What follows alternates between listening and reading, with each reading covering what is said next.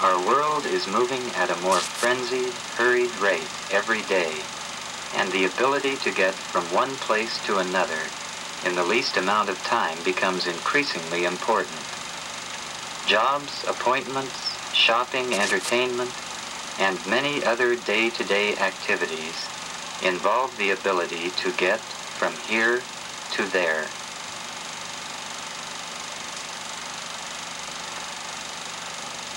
We go from place to place with little awareness of the skills we use in moving. But for some, movement demands more conscious effort.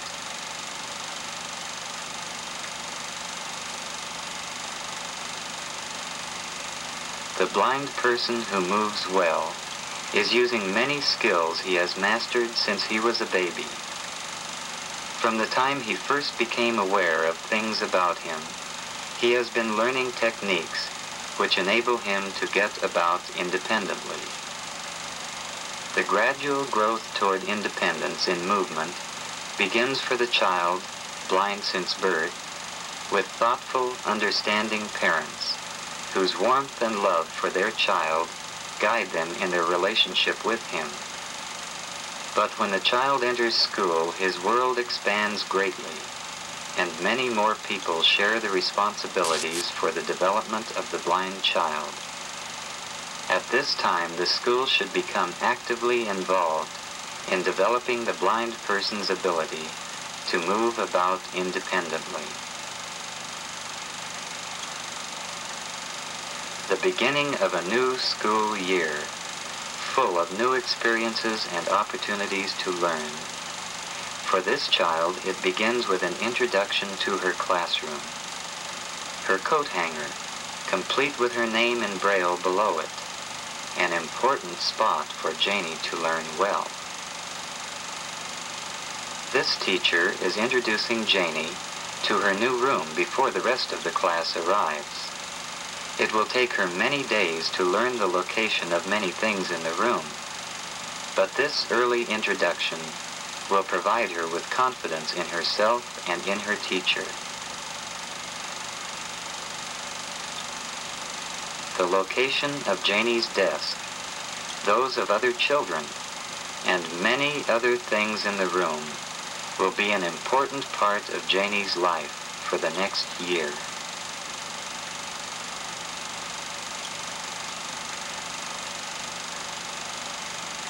Her teacher knows that hurrying Janie from one spot to another will not help her at all in her orientation to her room. But to move leisurely, exploring only a few of the important parts of the room, will give Janie a head start in moving about the room with a minimum of difficulty. This experience is not presented to Janie as a formal lesson. Rather, it is a comfortable, relaxed opportunity to meet her teacher and get acquainted with her new classroom. The teacher also has learned something about her new student.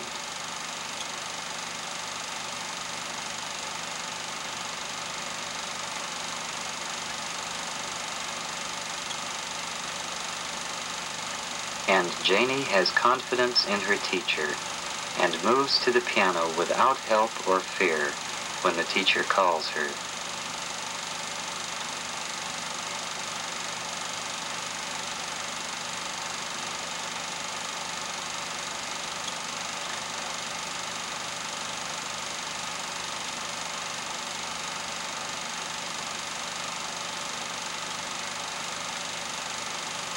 Extremely important is a hands-off policy on the part of the classroom teacher. Once introduced to the room, the child should have every opportunity to move about alone. The teacher asks Alois for help in setting up a display, and this experience in moving has meaning.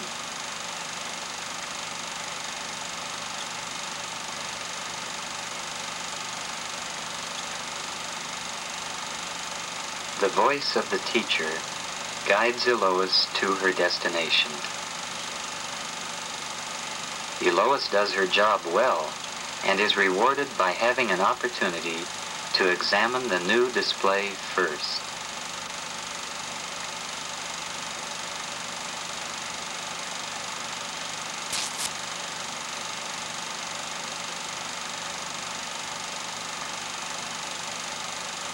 Although many of the techniques used by a child are self-taught or learned almost unconsciously, many simple techniques have been developed that can be taught to a blind child. These techniques are designed to help the child move with less effort and more grace. Here, a special instructor in mobility is teaching a simple but effective technique to make travel easier.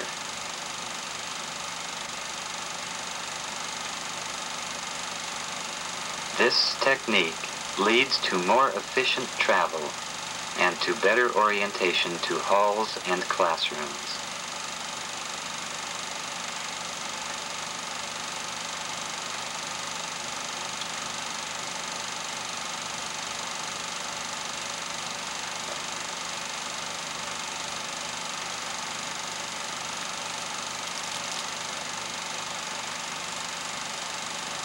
Mary finds her desk easily and without disturbing the others. The mobility instructor has taught a skill which is useful in many surroundings. Mary has learned her lessons well and uses the skill with little conscious effort.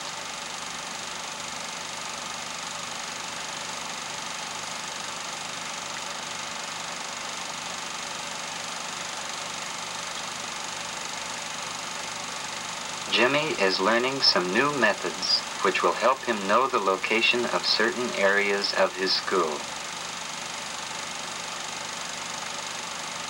Using the echoing sound of his footsteps, Jimmy locates the cross corridor and then returns to practice this technique further.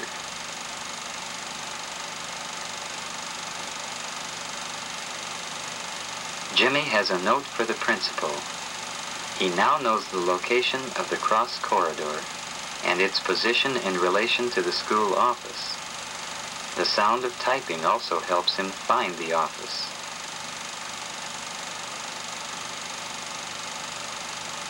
Distractions may cause problems in some situations. And here, Jimmy is suddenly confused, for the noise of the children entering from the cross corridor has interfered with what his footsteps usually tell him. So he switches from sound to touch, and using the wall finishes his trip easily and quickly.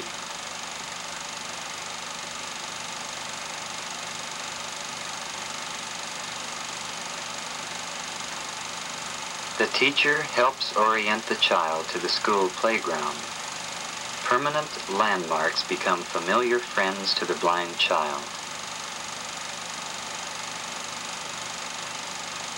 The fence and the rain gutter will serve as guides for this child in her adventures on the playground. Sloping areas, grass, concrete, dirt, sawdust, all feel different underfoot. The alert and skillful teacher providing encouragement and motivation can give meaning to facts which the child may have already discovered, but not put to constructive use. The scattered sawdust alerts the child to the coming step, and she finds it with ease.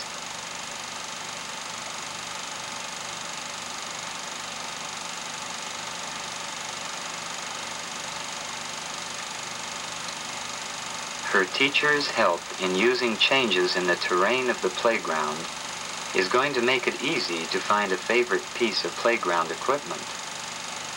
Each area becomes more her own possession as she fills in her orientation to the school world about her.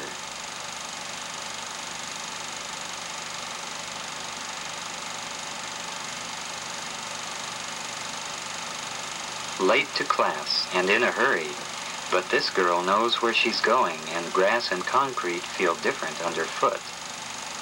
As the years pass, these familiarizing techniques even make a hearty run to class possible. Acute ears and perceptive feet bring her to the steps of her classroom building.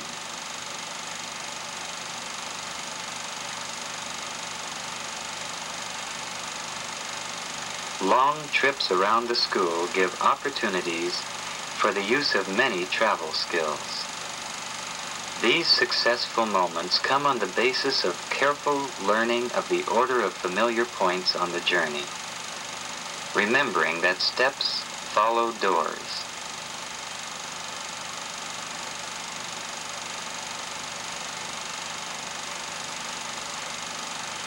And at the bottom of the steps, doors again. Window ledges, then pillar, across the hall, and here we are. And always at the end of each successful trip, the support and reinforcement that comes from teachers' congratulations.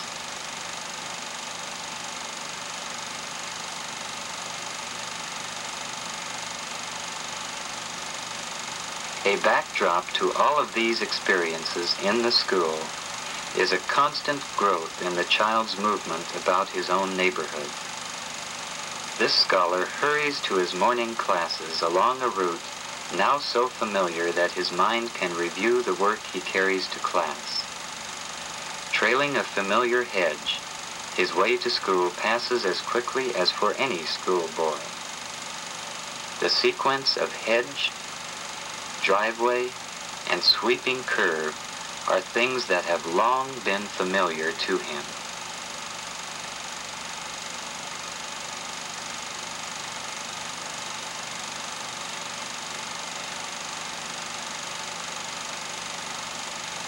His feet, checking the edge of sidewalk and grass, find the corner in the sidewalk that leads to the steps of the school.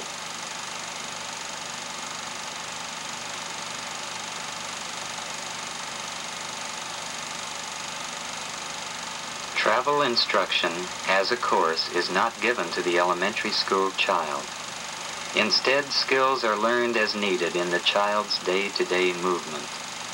Home and school are the main centers of activity for the young blind child, and travel in these areas is well learned.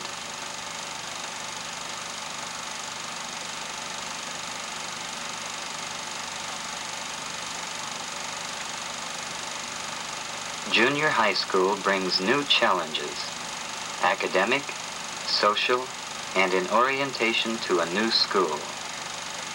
Dennis and a sighted friend are exploring the school before classes begin.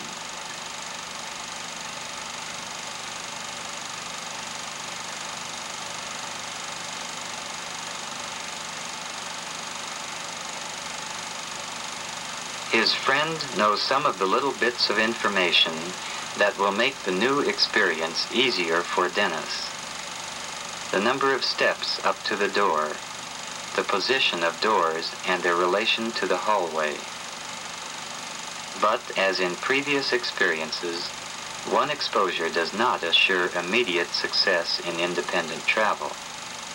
Also, a deserted, quiet hall provides a much different environment from that which he will encounter when school begins. The value of a prior introduction to a school building lies in tactual exploration and the knowledge a student gains about spatial relationships. Objects on the wall and doorways are valuable aids for a student trailing the walls. Sequence of these cues help too.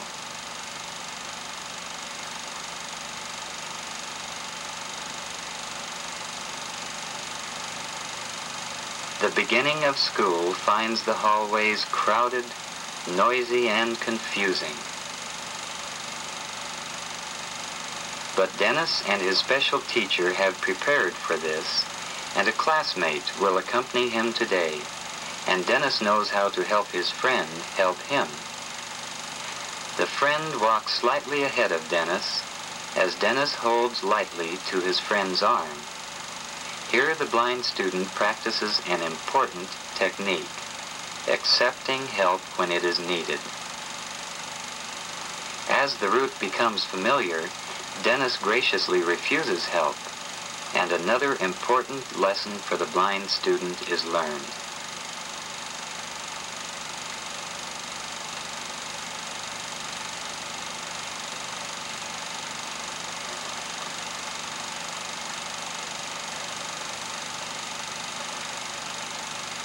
The mobility instructor's role becomes more and more important as the student grows older. Here Jan learns, with expert guidance, the location of a flight of stairs into her school.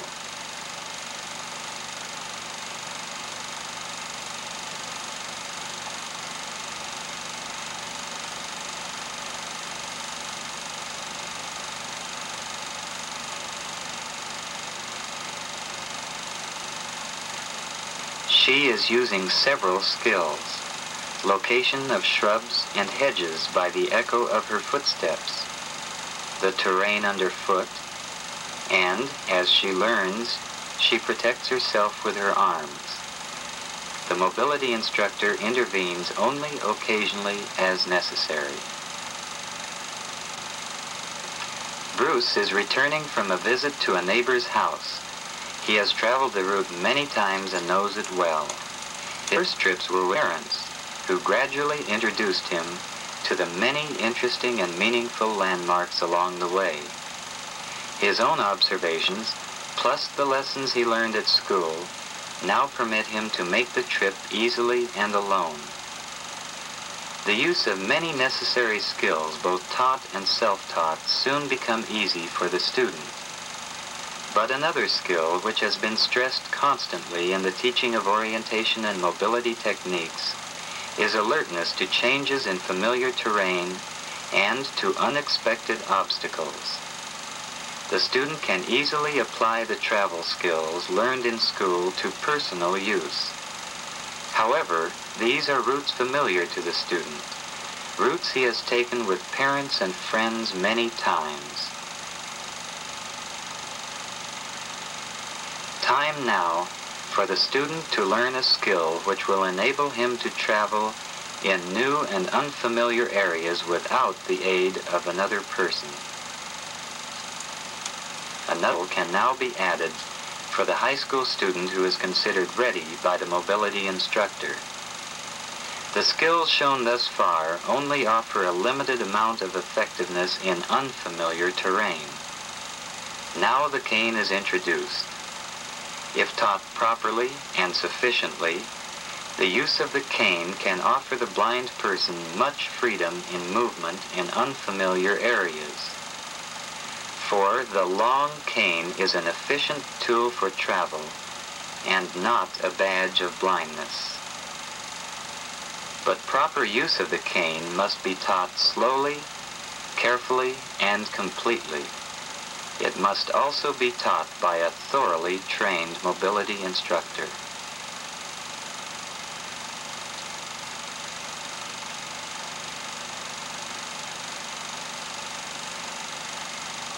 Many obstacles in an unfamiliar environment may now be avoided.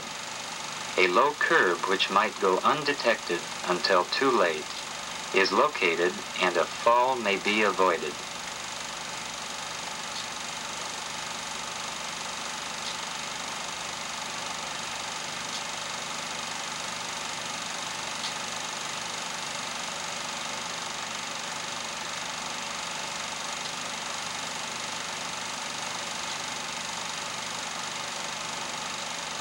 A corner is located and a correct turn is made which, without the cane, might have been much more difficult. A tree is found almost, but not quite, too late.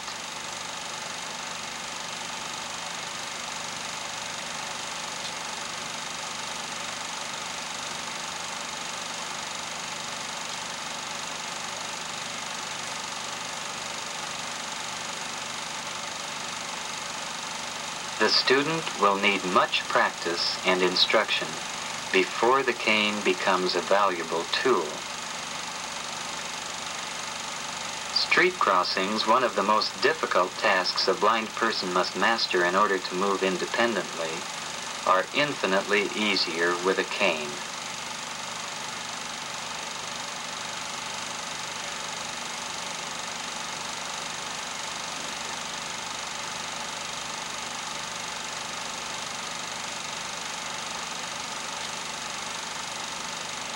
Much, much later, The student may use the cane in many aspects of daily travel. This student, in order to reach his destination, must cross a street using traffic noises as an aid, locate a bus stop, and travel by bus to store or friend's house. Many hours of individual instruction have brought this student to the point where he is somewhat mobile and not completely lost in new and unfamiliar terrain. He will probably continue to have periodic lessons from the mobility instructor until high school graduation.